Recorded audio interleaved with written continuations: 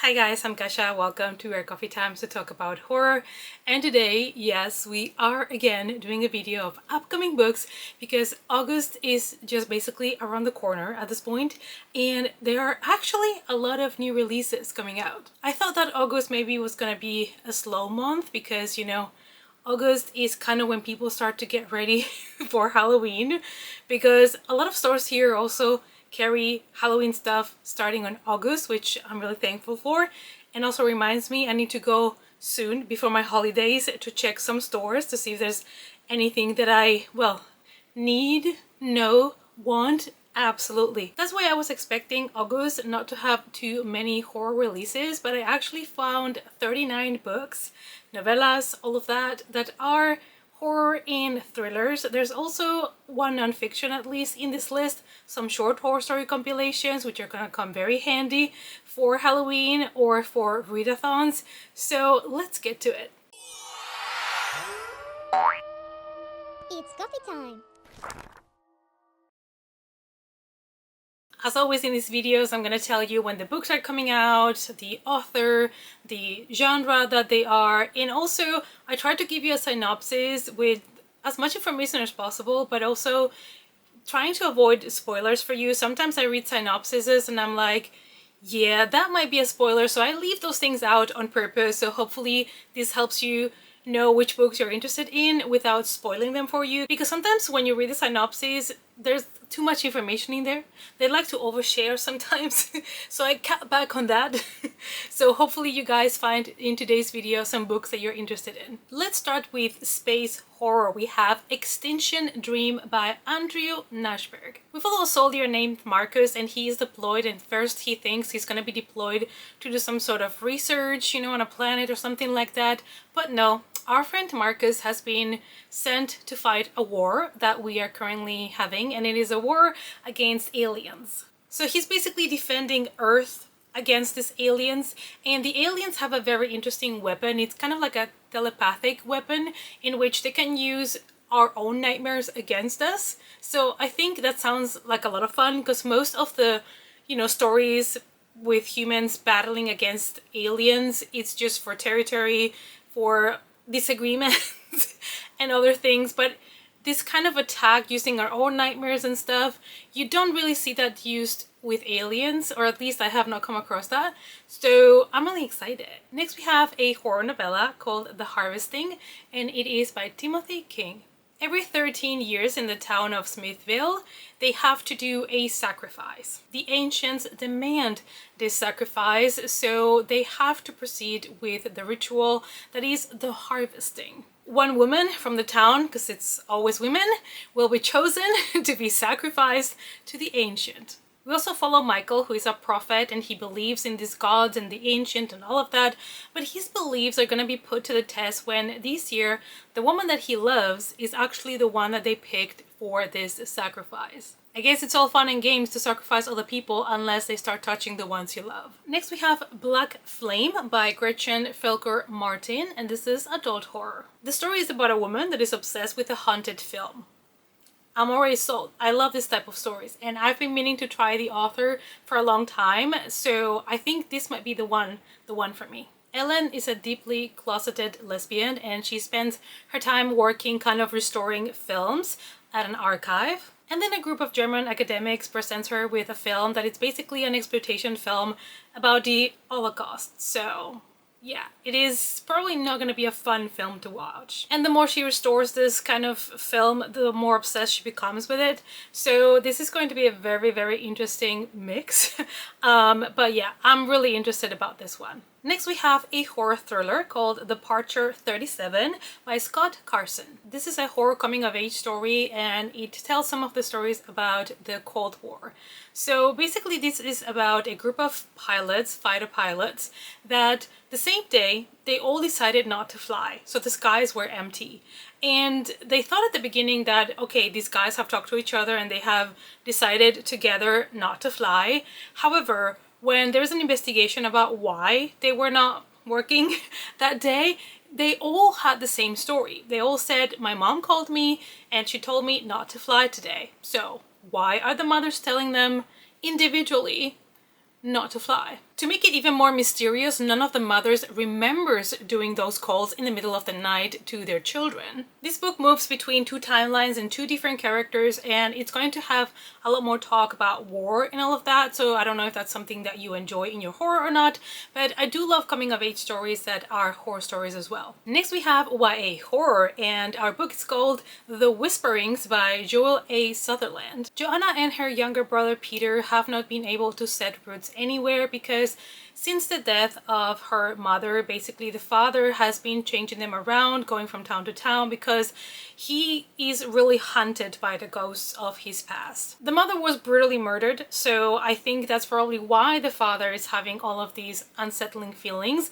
and he calls these kind of ghosts of his past the Whisperings. When the family moves to Vermont, the kids think, okay, finally this is going to be our place, and they rent like the lower half of a house. It's like a mansion, but it's a little bit in need of renovations because it's quite old. But nevertheless, Joanna, the daughter, is like, okay, now we're finally gonna, be living here for a long time, and she starts to really make friends at school and feel like she's found her place. However, Joanna has a near-death experience, and now she's the one also having the Whisperings. We're going back to adult horror, and we have Old Trap, No Bait by Joseph Warthen. This one is set in summer 2021, and we follow a girl called Beverly. And due to the pandemic, she's home all the time, obviously, and she is always online, which I think it's something that we all suffered from a lot during that time. And she has kind of disconnected from reality, and on top of that, her roommate is moving out of their filthy apartment to live with a wealthy boyfriend. And unfortunately, our girly Beverly, she only has contact with weirdos and people that probably she shouldn't be talking to. But then somebody contacts Beverly. Someone that claims to be a demon that has Beverly's secrets at hand, and he kind of threatens to publish them. We stay with adult horror, and we have The Faceless Thing We Adore, and it is by Hester Steele. They say this book is a tale as old as time. Basically, you break up with your shitty boyfriend, you move into a foreign country, and in the end you end up in a commune that is kind of like a cult, I guess, that worships a god. And things start to go south. Our main character finds a place called the Farmstead, and she thinks it's going to be her new home. Everybody's nice and loving, she feels welcomed, and she thinks she has found her place. She thinks, I can be happy here, until she finds out that there are some teenagers in this place that are locked in places without even windows. There's also a very mysterious rot that is spreading through the farmland, and a lot of her new friends are speaking about their leader Jonah with a lot of fear instead of love. So what is going on in this place? I personally love stories about cults and this type of communes, so I am indeed interested. We still have more adult horror. Obviously, there's a lot of adult horror always on my list. And the next one is called This Is My Body by Lindsay King Miller. This one, it says it's for fans of Rachel Harrison, so I am listening. It is a darkly funny queer horror novel about trauma and possession, so I'm still listening. Bridget thinks that she made the right decision when she decided to cut ties with her very religious family and move away with her daughter. However, her daughter now has some sort of fits of violence, things that she cannot explain, almost like she's possessed. And she remembers there was a girl in the family Catholic group that had the same thing. And she remembers that girl ended up getting an exorcism. So Bridget is basically convinced that her daughter has the same thing, that she is possessed and she needs an exorcism. So she's gonna have to return back home. So expect this book to be kind of heavily on the religious part, on the family trauma. But if this is anything like Rachel Harrison, I need to try it. And we have made it to the first short horror story compilation for today. It is called Lost in the Dark and Other Excursions, and these are short horror stories by John Langan. He won an award for The Fisherman, which I know a lot of people love, and it does end up going a little bit into the cosmic horror, and these ones are 13 new tales that are indeed cosmic horror. So if that's something, a subgenre of horror that you enjoy, now you have these 13 new stories, and it also has introductions and notes in the book by Victor Laval. Next we have a horror thriller novella. It is called Tantrum by Rachel Eve Moulton. Thea's third pregnancy was the easiest. She was not scared for the baby. She was confident that the baby was going to be healthy, was going to be all good. She didn't fear that the baby was going to be green, born with 3 eyes, all sort of things. Like, she was relaxed because she's like, I'm healthy, I'm doing fine, baby's gonna be fine. However, one day the doctors give Thea the news that she never wanted to hear, and that is that her baby is a monster. Her daughter Lucia was born with a full set of teeth and a lot of hunger. Thea doesn't know what to do with the newborn. She doesn't know if she should be happy about it, that her kid is special, or if she should be afraid. So this one, keep in mind, it has a lot of dark humor, so I think this is going to have a lot of, comedy in it. So might not be for every reader, but if you're looking for a dark horror comedy, this might be it. Next we have a middle grade horror book, and this is book 2 on a series. The first book was called Scary Waves and it had a really cool cover. So does this one, and this one is called Beyond the Grave by Trevor Henderson. So this one takes place also in the same town, which is Beacon Point. It's something that a lot of middle grade authors tend to do. They based all their stories sometimes in the same town, sometimes with the same group of friends. And I think it does help a lot for kids to enjoy it and get connected to the characters and just keep reading their adventures. And it's something that I personally, as a reader, even though I'm an adult, I really enjoy when they do that. It has been 6 months since the last, events from the first book, and our main characters, our kids, think that everything is going back to normal. But alas, of course not. There are some very mysterious lights that start to appear in the sky. These are strange lights, beautiful though, but very strange lights that appear in the middle of the night. And after the lights started to appear at night, strange events start to happen in town. So obviously our kids are going to have to investigate this again. Next we have a horror thriller called 13 Months Hunted by Jimmy Giuliano. This is a novel that is telling the story of a very unique hunting that took place in the early 2000s. Piper is a public library clerk, and very early she realizes that something is really wrong with the new student in 8th grade. Avery refuses to touch any computer, any technology in school, and on top of that, her mother comes and stays with her at school every single day. She never leaves her daughter's side, not even when she goes to the toilet. And also the kids at school start a rumor and they start to whispering in the halls, and they start to say that maybe Avery's mom is a witch. So is there any truth to Avery? Is she like a dark person? Is there something supernatural, something hunting, cursing her family? We will have to see. Next we have a horror mystery. This one is called The Guest Children by Patrick Tarr. During the terror of the German Blitz in London in 1940, a lot of the guest children are being sent away. They're basically sent abroad to try to escape the bombing and saving the children. 2 of those kids are Michael and Francis, and they are being sent to Canada. And, once the war is over, the families try to reunite with the kids and everything, but there's nowhere to find these 2 boys. This is a darker story, I guess, because it does deal with something that happened, and it does deal with kids and trauma, and also talks about other of the people that were living through this period of time that have a lot of nightmares and visions of that period of time of their lives. So this is probably for people that enjoy when their horror books are a little bit more historical and they have a little bit more of war content in them. We go back to YA and we have a YA mystery. This one is called Water in Her Veins by Shannon Shuren. We follow 16-year-old Lola, and she suffers from a condition that has not really been diagnosed because the doctors don't know what's wrong with her. Basically, she has a lot of headaches, like migraines, really strong, and she feels like lightheaded a lot. And yeah, there's no explanation. Doctors don't know what's causing this. Lola and her mom are now moving to her late father's family home, and this triggers a new symptom for Lola. Lola starts getting visions from 100 years ago, something in the past, and she starts to get nightmares and visions about it. Lola hopes that this is going to uncover some secrets, but also she hopes that apart from maybe uncovering family secrets, this might help her also to understand why she's sick, why she has all of these symptoms, because there has to be a reason why all of this got triggered the moment she went back to the family house. Now we have a horror gothic book, and this one is called House of Monstrous Women by Daphne Fama. I'm really excited about this one. This is a book set in 1986 in the Philippines. A young woman is invited to the maze-like house of one of her childhood friends, and that friend is actually rumored to be a witch, and things get more complicated when she's offered to play a dangerous game. Obviously this game only has one rule, which is survive, so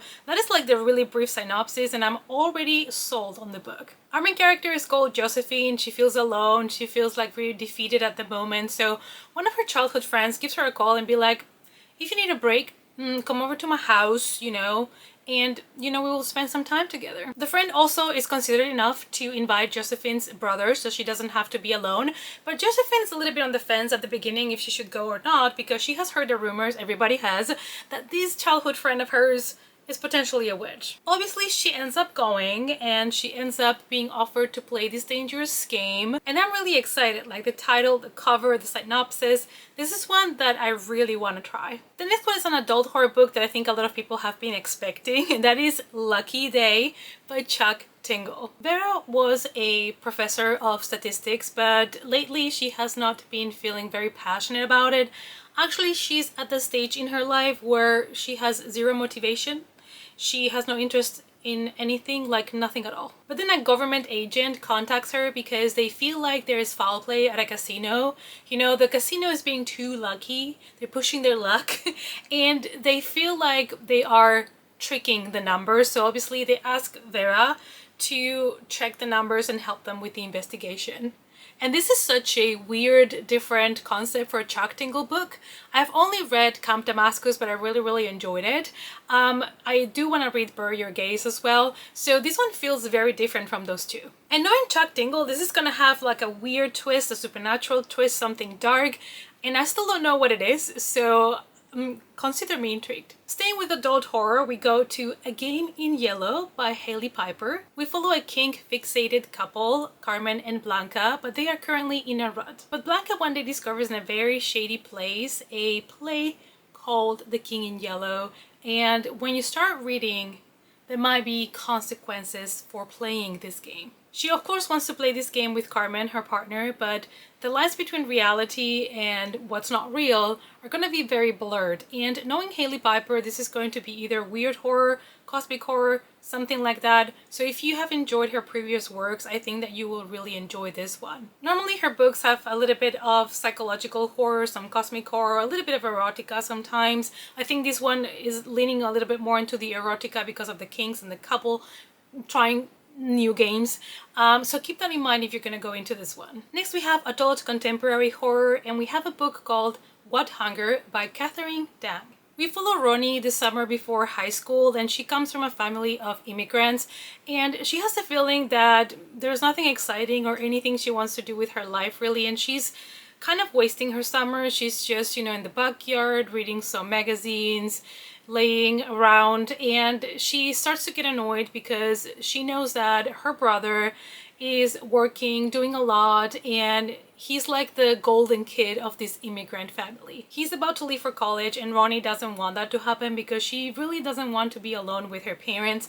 She feels like she's too young to work, but she also doesn't want to be a kid anymore. She doesn't enjoy school. Like, she's in a crossroad. Their parents also don't speak much about, their past in Vietnam. Most of the cultural things that they have still around is the food, and the parents always insist a lot for the kids to understand that having meat in their plates is a privilege. Unfortunately, Ronnie is suspended and tragedy strikes. That's kind of like the worst thing you can do to your parents, especially a lot of immigrant parents put a lot of pressure on their kids to have a successful career. And she goes to a party. There's a kind of like an incident with a boy, and something in her kind of surfaces, some sort of hunger for raw meat. So this sounds very interesting to me. I am intrigued. Also, hopefully there's some culture in this book as well, even though the synopsis says that the family doesn't speak too much about Vietnam, but maybe it will come later, or there will be more reveals about it. So it sounds very interesting to me. Next we have a mystery thriller called The Empty Cradle by Lisa Rooks. Amy is sure that her husband Joel is really invested in them as a couple, in their future together. They have been trying to get a baby, but they have been struggling with infertility. They have not been able to conceive, and things get worse when Amy realizes that her husband is having an affair with her best friend. Amy escapes to a cottage that she owns in a village and decides to escape there, you know, to escape the whole situation. It's just too much for her. And she meets a group of women there that are trying to help her. I think they even have a book club and all. But then the relationship between her and these women starts to get a little bit weird. She thinks that they're always in her house. They're always wanting something from her. One night she kind of woke up in the middle of nowhere outside of her house. She doesn't know what's going on. So what's happening in this village and with these women?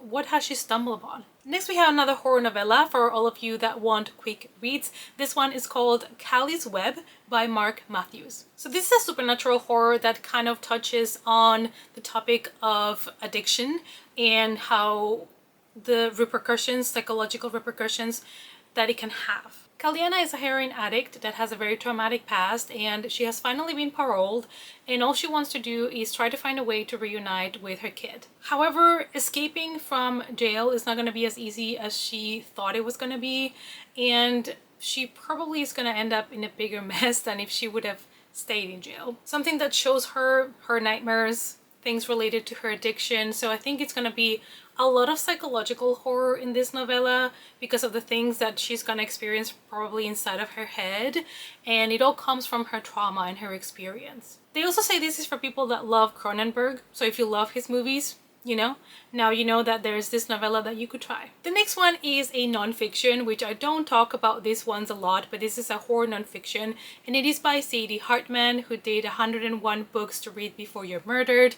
I really enjoy that book. I have it in my collection, and I think, you know, this is another one that I need. It is called Feral and Hysterical, Mother Horror's Ultimate Reading Guide to Dark and Disturbing Fiction by Women. This is a brand new list of recommendations, and these are all books that have been written by women. The book includes 200 plus recommendations, and same as she did with her first book, these ones have different subgenres of horror, so I think it's split in gothic horror and all of those different subgenres, so that there's a little bit of everything, and anybody can find different types of books to explore depending on what you're in the mood for, or just depending on which are your favorite subgenres of horror. Another one that I'm really excited about is a short horror story compilation that it is based on one of Stephen King's most well-known, you know, books, which is The Stand. The book is called The End of the World as We Know It, New Tales of Stephen King's The Stand. It is edited by Christopher Golden, Brian Keene, and there is an introduction by the guy himself, Stephen King. I've always really enjoyed the book The Stand.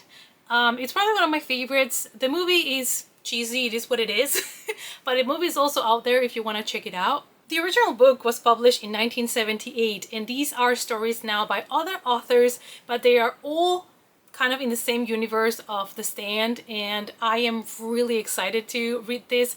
I don't know if I should revisit The Stand, the book, because it has been a long time since I read it, but it might be a good excuse for me to go back to one of the old Stephen King books. The Stand is obviously an apocalyptic story, and there's also a TV show. Before I forget to mention that, there's not just a movie, there's also a TV show that is more recent than the movie, but I would still recommend you guys to check the book first if you're interested. As we know, it's a little bit chunky, but maybe it's something that you would like to try. I think you will have a lot more out of these short horror story compilation if you refresh the book, or if you read it if you've never read it before, obviously, because it's all based on that book. Next we have a gothic horror book that I think a lot of people are really excited to read, and that is The Possession of Alba Diaz by Isabel Cañas. Basically, it's a demonic presence that just wakes up in a Mexican silver mine, so I'm already sold. We are in 1765 Mexico and there is a plague that is actually spreading, so a family decides to hide in a silver mine hoping to escape the plague. So Alba is our main character and she's the one that flees inside of that cave hoping to escape this plague, and she's there with her fiance, with the family, and the thing is, you know, they might have escaped the plague, but there's something else inside of the mine. And Alba starts to get weird nightmares and visions, and things start to escalate from there. And also I think the feeling of being kind of trapped inside of a mine and not willing to go out because you know what's outside, you know it's already dangerous, but also not knowing what you're living with at the moment, must be really, really scary, and I think it's gonna be very atmospheric as well. We have another horror thriller called The Unseen by Anya Alborn. Isla is a mother that is recovering from a devastating loss when one day an orphan knocks at her door. And Isla, of course, decides to take in this orphan, and she starts to feel better all of a sudden. It's kind of like unexplainably this child's appearance is breathing new life into her, but soon enough Luke, her husband, and the other children that are living with them in the house are going to notice that there's something wrong with this, you know, child that just appeared out of the blue, and it's supposed to be an orphan. Give me creepy children anytime, so obviously this is one that I'm interested in. The next one is not exactly horror or thriller, but it has witches and it's fantasy, and I thought it would be a really cozy read for some people that don't want full-on gore, horror, extreme stuff. So this might be a cozy read for when September starts to come around and the temperatures start to go down, and that is The Late Night Witches by Aurelie Wallace. Cassie's life is anything but magical. She lives together with her children, with her unruly sister, and of course her husband is absent, so there's not much fun in her life. So she's dreading the arrival of October. Is a month that she doesn't really like, because we all know that October is a witching month, and this time around what this month brings to her life is vampires, and she has to fight against them. So this is another reason why I wanted to mention this book. I think, of course, this is more fantasy, fun, loving, family kind of thing. It's not really horror or thriller, but sometimes you just need a cozy read, and it is better if it has witches and vampires in it. And this month I have not one but two non-fiction books, because we have a second one in our list, but I had to mention this one because it's one that I am actually really interested in. It is called Your Favorite Scary Movie: How the Scream Films Rewrote the Rules of Horror by Ashley Collins. And I love the Scream franchise. I have watched the movies many times.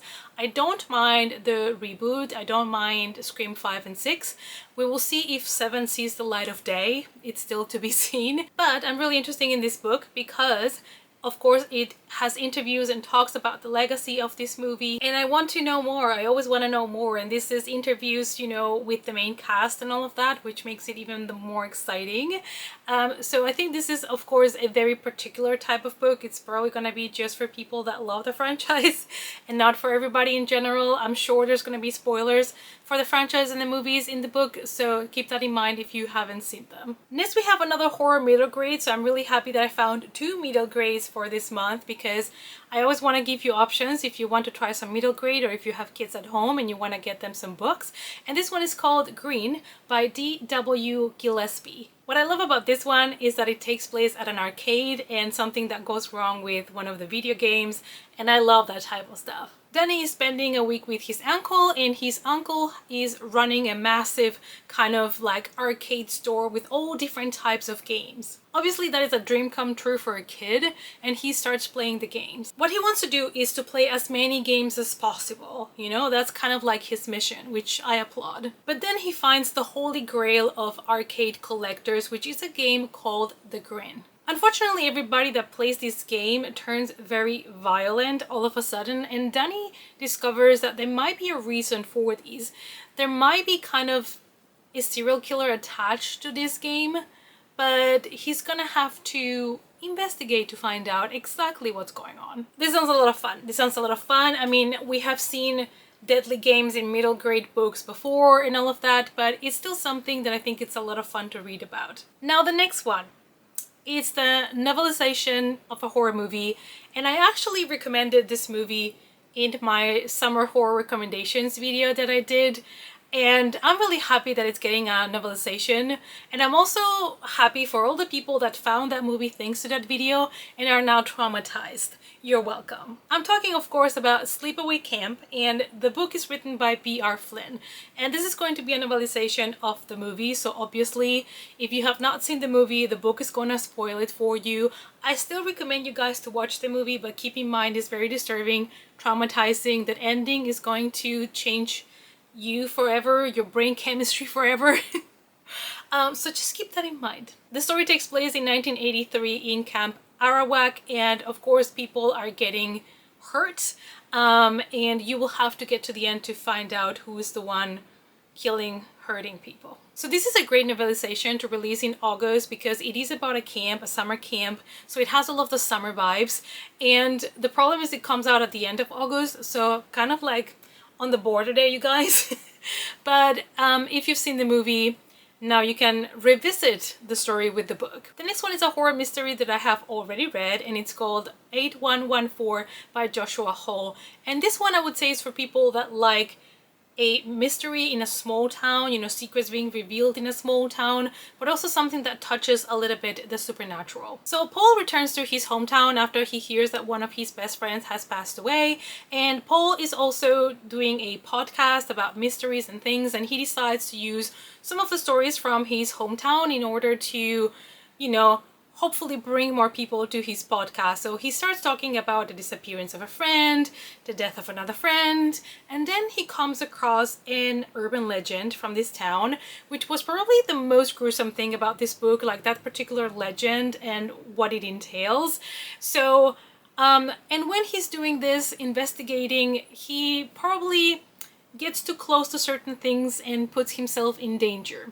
Now, because he tried to be too nosy and investigated too much, his life is at stake. I did enjoy this one. I think it's a lot of fun, and like I said, if you like stories about small towns with secrets and urban legends and the supernatural, this might be a book that you really enjoy. Next we have Abducted by Patrick Barb. They say this book is the X-Files meets Gone Girl, which is a very interesting mix. In 2005, in this small town, a child went missing. He was abducted from his own room in his own house. The only witness to this crime was Matt's older sister, but she just kept telling the story of something she calls the Gray Man, and nobody really truly believed her. Here we have adults again not trusting the children. I guess when they decide to trust them, it's gonna be too late. 19 years later, we received the news that Matt has reappeared in the town.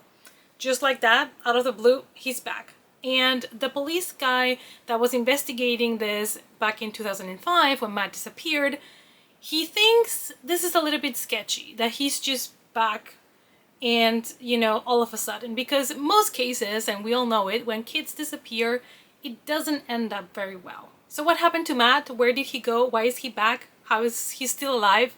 Why nobody heard of him in 19 years? Another one that sounds very interesting. So little time, so many books. We are now going back, you guys, to YA horror, and we have The Devils in the Dancers by Catherine Yu. The scholarship student Mars has finally been accepted to one of the most prestigious dance schools, and she's determined to do absolutely anything needed to stay. Her plan is, I'm gonna go to the school, I'm gonna try to become friends with somebody that is very important there and see if I can just, you know, get my way to the top. Mars is assigned to share a room with Alex, and, you know, everything is going fine, but then the headmistress pulls Mars to the side and gives her kind of like an offer, makes her an offer, right? And she's like, if you swap Alex's supplements for this pill that I'm gonna give you, you know, for these other pills, we're gonna give you a free year of, you know, of the school. And Mars is like, well, I can't reject that. But Mars already started to get to know Alex, and she feels really bad giving her this pill, so she decides to test them on another student first. And at the beginning she thought, okay, everything is going well, you know, these supplements that I have given her, that I have exchanged, seem to have no side effects, but then the side effects do kick in. I'm guessing this book is gonna be a lot more about what would you be willing to do, you know, to save yourself, to get to that Ivy school you want to go, to get the best opportunities in your career.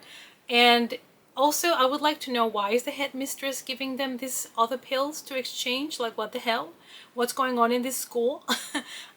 So there has to be also something there, some mystery we have to solve. The next horror thriller I'm really excited about because it's the new Darcy Coates book, and I'm really excited for this one. It is called How Bad Things Can Get. An online influencer and hundreds of her followers are going to have like the party of their lives. They're going to spend a couple of days in an island. It's just going to be partying and drinking and fun. One of the people in this island is Ruth, who is a survivor from a cult, and she has really worked hard to keep her past a secret. But unfortunately, there's going to be some discoveries made in this island that are tying her to the island, to the cult, and things are probably gonna go really bad for all of these people. If there's something that I'm expecting from Darcy Coates now, it's basically a lot of people dying. And of course, the days that they're gonna spend there, apart from partying and music and whatever, they also wanted to play games and stuff like that. And the games, as you would assume, turn deadly. After reading Death of Winter, I have been really intrigued to read more Darcy Coates, especially probably the mystery thrillers and not the supernatural ones, because that one was a mystery thriller and I really enjoyed it. Like, a lot of people died, it was gross, it was fantastic. So I want to read this one because this is another mystery thriller and not a supernatural. The next book is a horror mystery called The Red Knot by Monique Asher. This one takes us to another island, this time a small island in the Alaskan coast where 3 girls have went missing. Our main character is Audra, and one of her best friends and therapist of the town has been found dead, murdered. A recent storm has severed all communication with the island, and that means that Audra is left there alone to investigate this case. She's the lead detective, and obviously this murder is personal because it was one of her friends. Her lead suspect is Valerie, who is the daughter of a cult leader, and she's discovered at the crime scene covered in blood and doesn't remember exactly much of what happened. So this is going to be very interesting because you have a very obvious, potential killer, but mostly in those cases when it is so obvious and just there on your face, there is another explanation for why this girl was there covered in blood, and most likely she's not gonna be the killer, but does she know anything of what happened that day? And her memory is being, suppressed. It sounds cool. We have here true crime, we have a cult, we have people that have disappeared, people that have been murdered, we have isolated people in a place where they're cut off from communication. That's something that I always love in horror stories or mystery thrillers, when people are just cut off from all communication and they have to deal with it by themselves. Next, we have another adult horror called Shoot Me in the Face on a Beautiful Day by Emma E. Murray. Birdie lost everything when her son died, and she is trying now to avoid her abusive partner. She's doing everything she can to keep him outside of her life. Plus, on top of that, she's also scared because there is a serial killer on the loose in, the area where she lives.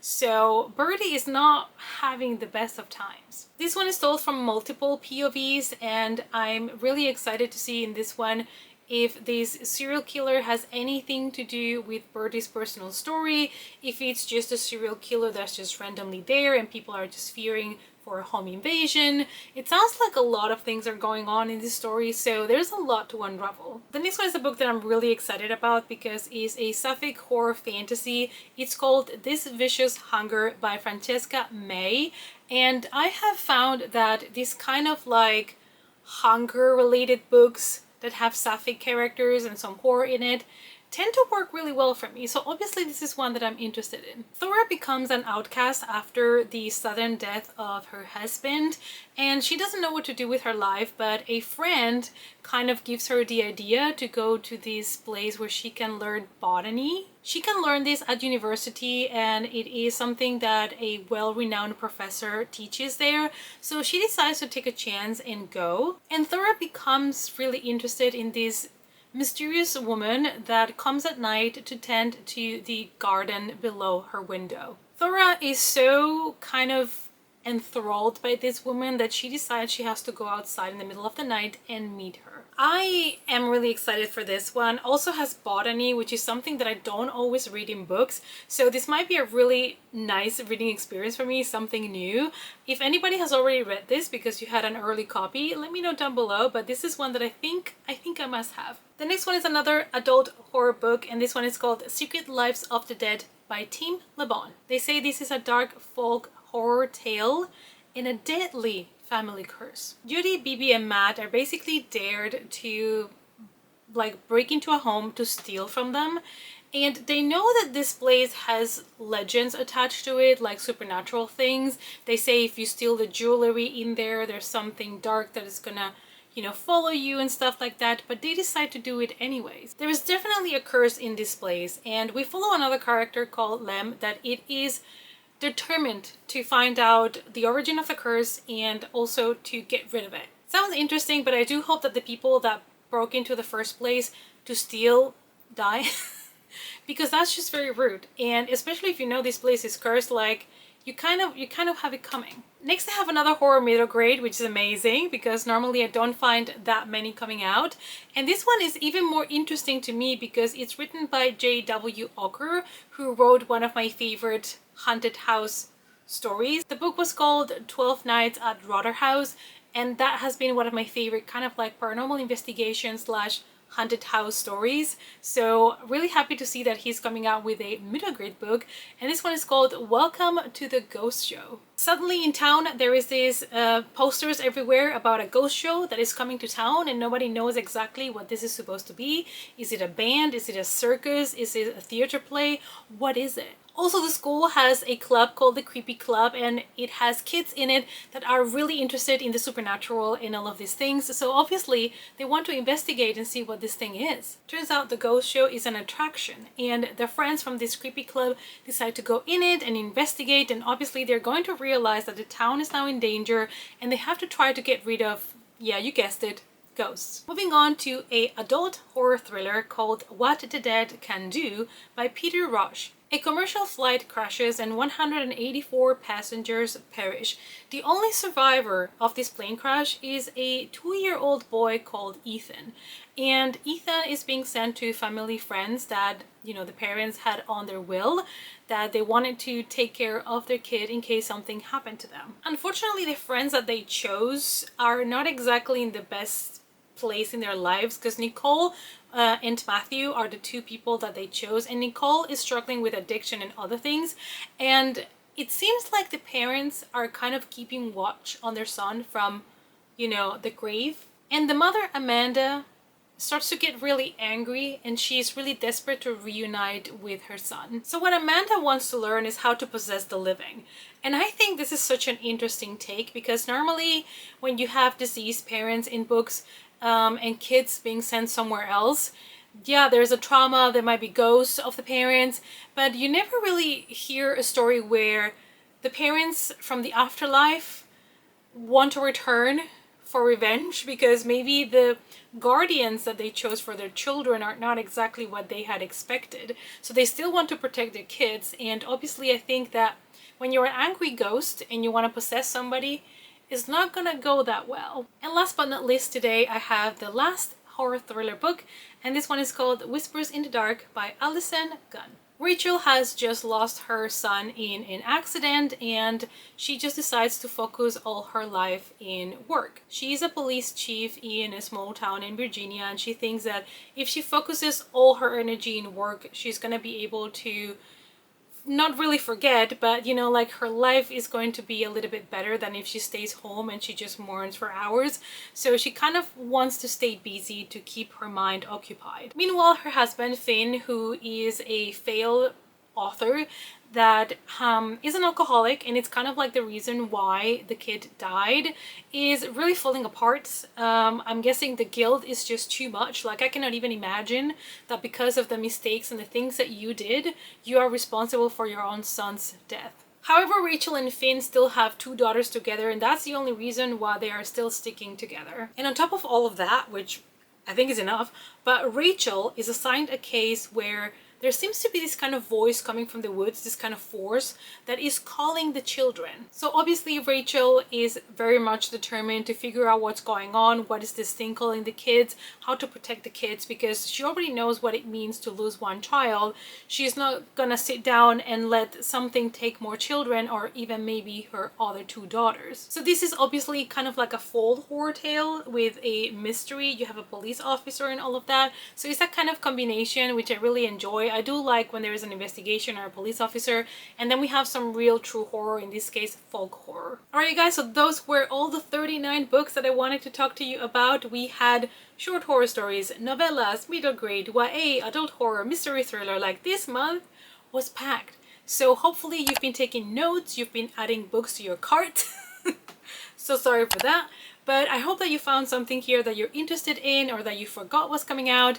And as always, you guys, thank you so much for your support. And I hope to see you all in our next coffee time. Bye!